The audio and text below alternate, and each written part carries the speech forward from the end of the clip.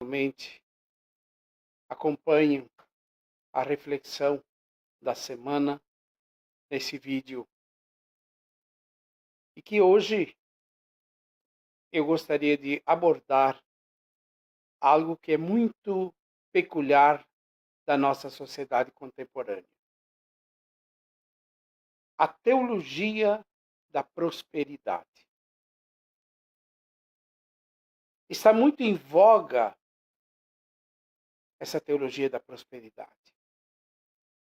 São muitas as religiões e seitas que oferecem grandes vantagens a partir da teologia, a partir da fé. Na verdade, essa teologia da prosperidade é uma disfunção que induz a uma espiritualidade individual e materialista.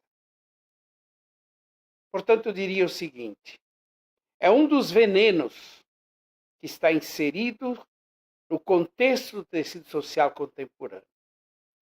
Ou seja, é uma busca isolada de Deus, que é uma concretização do imanentismo presente na cultura atual. Aliás, e que nos bastidores dessa mentalidade subjaz uma falsa autonomia que exclui o verdadeiro Deus. Por outro lado, vemos um consumismo espiritual nas ditas seitas, que oferecem vantagens materiais na ânsia de subir financeiramente na vida. Ora, minha gente, é o retrato de uma sociedade baseada numa ética hedonista do ter, do prazer e do bem-estar. Desde os anos 60, houve uma disseminação de grupos religiosos de teor neocapitalistas, politizados, e que no seu bojo trazia conscientemente o esvaziamento da verdadeira fé cristã. O que significa isso? Era uma concepção econômico-religiosa com objetivos claros de dividir, com base num fundamentalismo radical e subjugando de forma cruel e criminosa a individualidade das pessoas. Ora, o capital financeiro descobriu nesse modelo a forma de concretizar sua teologia econômica transmutada e sustentada por grandes corporações internacionais, ao mesmo tempo induzida ao consumo religioso à medida do próprio individualismo doentio da sociedade contemporânea. Em contrapartida, de forma curiosa, Adam Smith era um grande conhecedor da teologia dos primórdios do cristianismo, aliás, elaborado pelos santos padres da igreja. Uma hermenêutica, uma interpretação teológica própria que, na modernidade, acabou por favorecer um conceito que, aos poucos, foi acabando distorcendo uma sadia visão de economia. Afinal, ele conhecia muito bem a teologia, como sabia que a economia tinha sua raiz no cristianismo. Basta estudar os santos padres no cristianismo primitivo. Tanto que se fala em economia da salvação. Economia provém da língua grega oikonomia, que na prática, traduzindo literalmente, significa arrumar a casa. Deus entra na história humana para arrumar a casa. Mas, por outro lado, paulatinamente, há uma distorção desse conceito ao se inserir no contexto da real economia, o capital financeiro. E este desarticula e desvia da verdadeira economia. Por outro lado, e de maneira paradoxal, percebe-se hoje uma busca e um regresso das pessoas ao sagrado. E com uma sede de espiritualidade. Embora hoje, no contexto socioeconômico, seja um fenômeno ambíguo. Por quê? Há muitas correntes religiosas que exploram de maneira inescrupulosa a sede de Deus das pessoas, transformando a fé das pessoas em um negócio rentável, induzindo as mesmas a uma lavagem cerebral e a darem tudo que possuem na esperança de receber em dobro. Nisso aparece, então, a tal de teologia da prosperidade. O que é isso?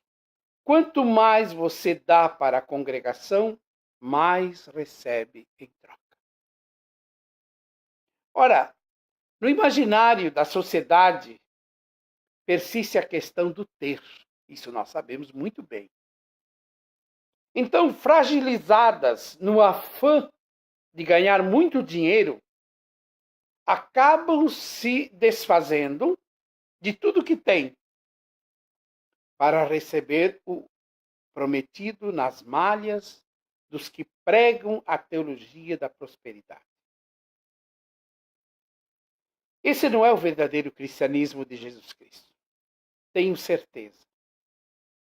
A sede por um bem-estar material, que em princípio, aliás, não tem nada de mal, mas por outro lado, essas espiritualidades sectárias, aproveitando a carência das pessoas, sejam na área financeira, nas doenças, na perda de alguém, nas dificuldades do dia a dia, essa realidade se ajusta dentro do conceito de uma sociedade que apenas quer o lucro e o bem-estar material.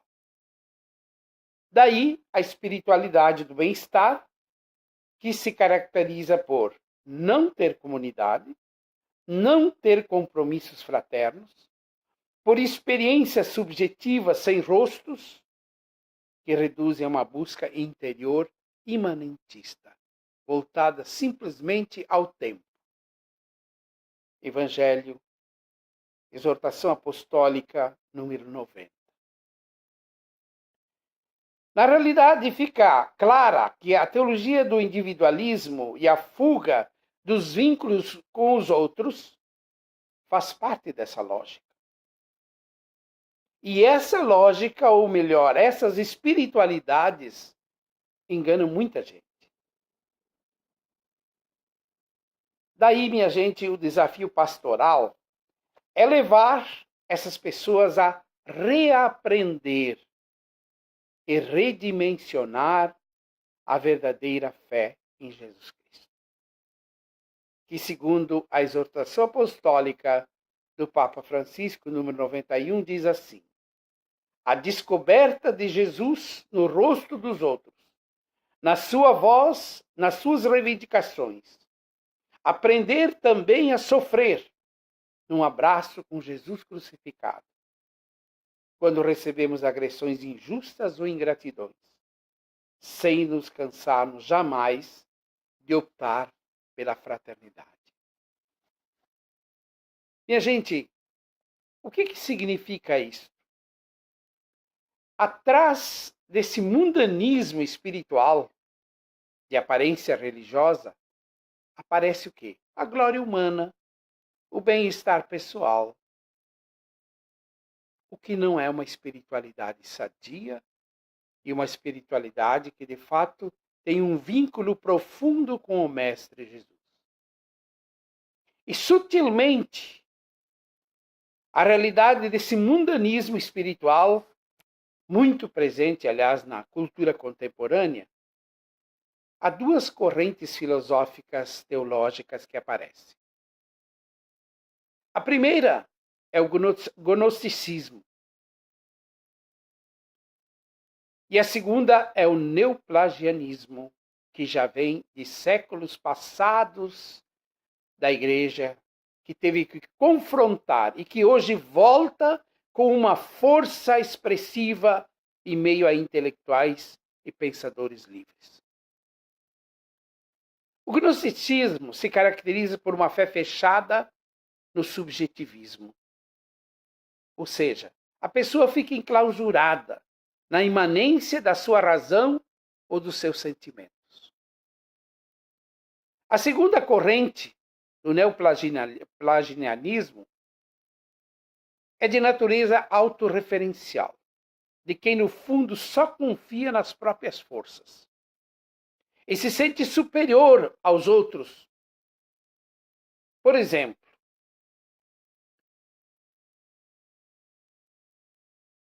por cumprir determinadas normas ou por ser irredutivelmente fiel a certo estilo católico do próprio do passado.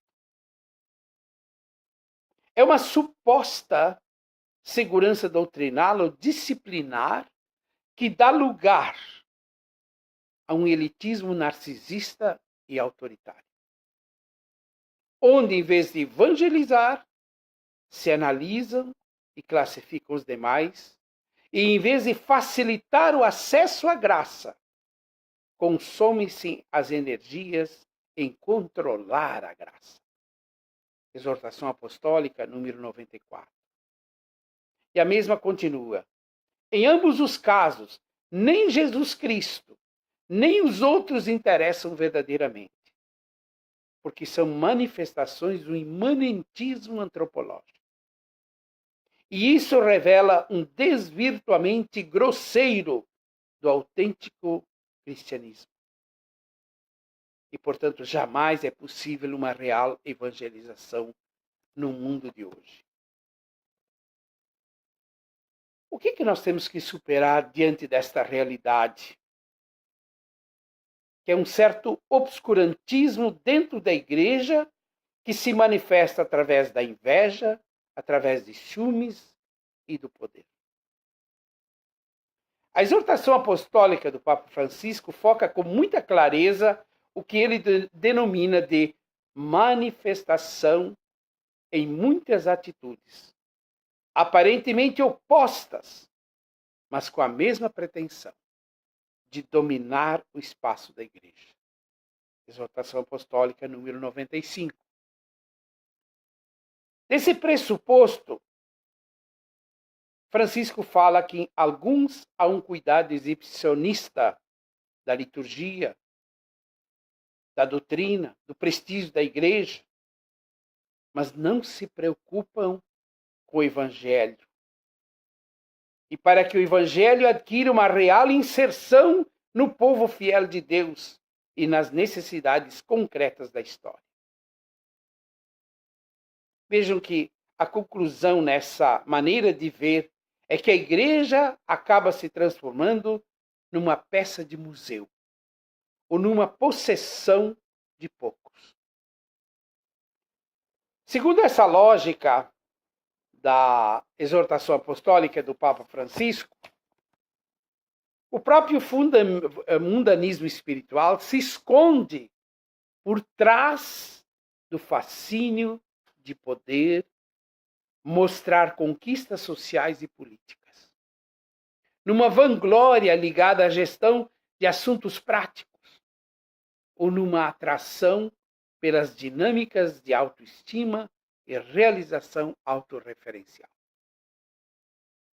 Daí vem a crítica, novamente, do Papa Francisco na exortação apostólica, que chega ao ponto de que isso pode se traduzir em várias formas de apresentar a si mesmo, envolvido numa densa vida social, cheia de viagens, reuniões, jantares, recepções ou se desdobra num funcionalismo empresarial, carregado de estatística, planificações e avaliações, onde o principal beneficiário não é o povo de Deus, mas a igreja como organização. Aliás, essa exortação do Papa Francisco é mordaz na crítica, ao afirmar que, em todos esses casos, diz ele, não traz o selo de Cristo encarnado, crucificado e ressuscitado, mas se encerra em grupos de elite, não saindo realmente à procura dos que andam perdidos e nem das imensas multidões sedentas de Cristo. Pois, na real, não há lisura do ardor evangélico, mas o gozo espúrio de uma autocomplacência egocêntrica. Meus queridos ouvintes deste vídeo, gostaria de concluir dizendo assim: é momento de pensar, de refletir, de fazer uma autoanálise do nosso agir pastoral. Ou nós procuramos seguir os passos de Jesus, o jeito de Jesus, a forma de Jesus, ou nós somos hipócritas, porque essa não é aquilo que Jesus nos ensinou e nos deu exemplo. Muito obrigado, que Deus abençoe a todos e até a próxima semana.